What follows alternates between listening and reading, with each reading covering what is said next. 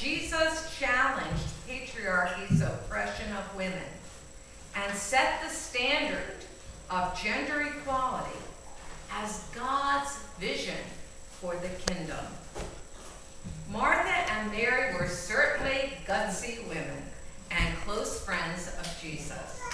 They shared their lives with him, including their love, friendship, grief, anger, frustration, and deep faith.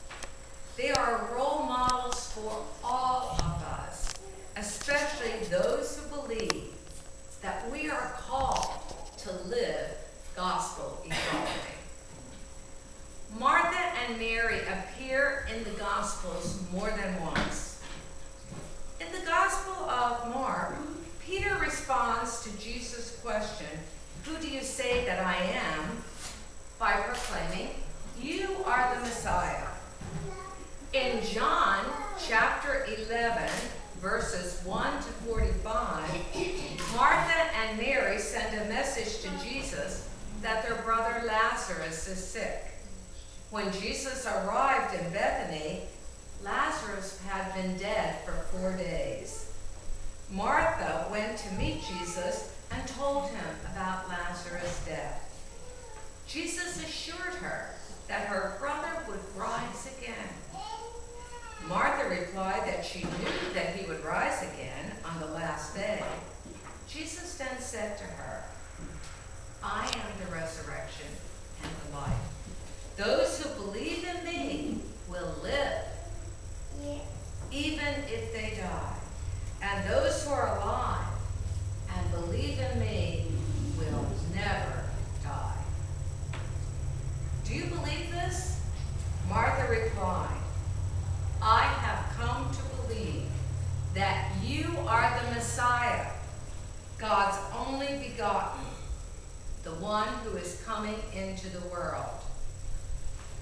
Scholars have concluded that the Johannine community affirmed Martha as having authentic apostolic authority. Therefore, it was not just Peter, but Peter and Martha, who both were inspired by the Spirit to proclaim Jesus as Messiah. This certainly indicates that God equally empowers both women and men with spiritual authority. Yet how many sermons have you heard about Martha's profession of faith and apostolic authority? In today's reading from Luke's Gospel, Martha takes the initiative and welcomes Jesus to her home. He converses, eats a meal with Martha and Mary. I can imagine Jesus relaxing and enjoying himself as he shares food and friendship with the women. Yet by eating with women, Jesus broke the gender taboos, which did not allow women to serve or even be in the dining area where male guests were eating. Today's reading includes an even bolder act by Jesus that turned the prevailing cultural discrimination against women completely upside down and inside out. In Jesus' time, it was common for male disciples to sit at the feet of their teacher while the rabbi instructed them. However, such education was an opportunity reserved for men. Women only needed to learn how to be wives, mothers, and homemakers. A woman never would be allowed to sit at the feet of a rabbi. In Jesus' culture, being a disciple was a role for men only. Martha needed help with some of the traditional women's chores related to the meal. There's probably not a woman here today who has not been in that situation. What is it like to prepare a special meal for our family and friends? It's a lot of work.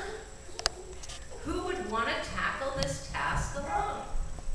So Martha asked Jesus to tell her sister Mary to come back to her traditional female role and help her. Her request appeared to be reasonable enough. However, Jesus used this request as an opportunity to really hammer home his teachings about gender equality. Rather than send Mary back into the traditional female role, he announced that Mary had chosen the better part, and it would not be taken from her. Mary had chosen to be a disciple of Jesus. She had accepted the invitation to be taught by Jesus. With this action, Jesus let everyone know that the rabbi from Nazareth would not take the role of disciple away from Mary or anyone else, female or male, who chose to follow and be instructed by him. The gospel account does not tell us what happened next.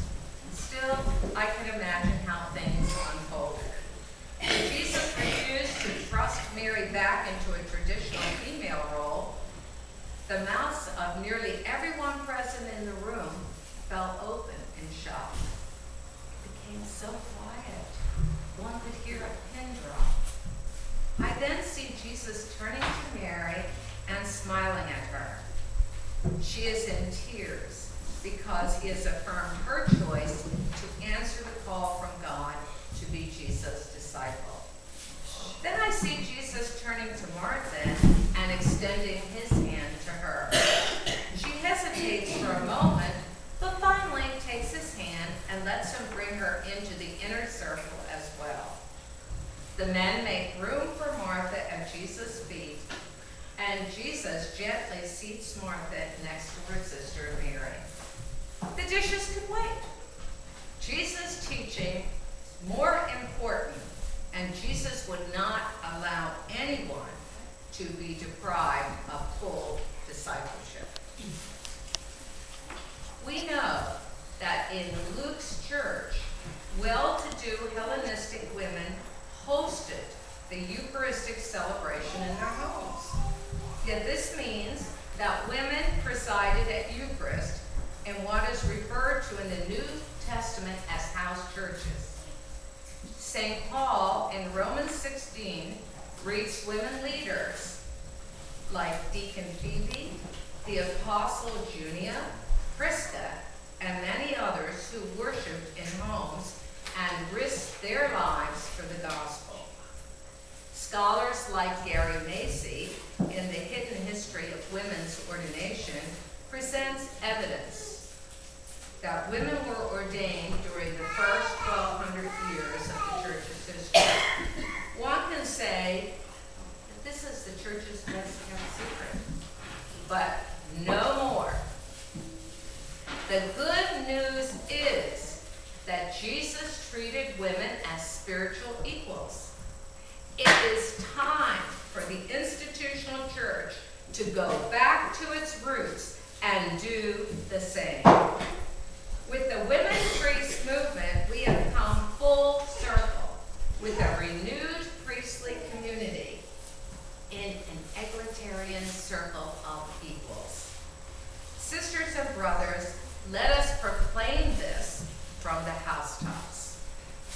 Roman Catholic women priests are ordained in apostolic succession because a male bishop with apostolic succession and in communion with the Pope ordained our first bishops. He told the women that he ordained them to promote justice in our church. It has been 13 years since 7 women were ordained on the Danube in 2002. In 2006, 12 more women were ordained in Pittsburgh in the first United States ordinations. Now, there are over 210 women priests in Europe, the United States, Canada, South Africa, and Latin America. As part of an international Roman Catholic women priest initiative, the The Association of Roman Catholic Women Priests claims justice as constitutive of the gospel and equality as a human right. Our vision is justice for all, justice for the poor, justice for women, and justice for women in the church, including ordination.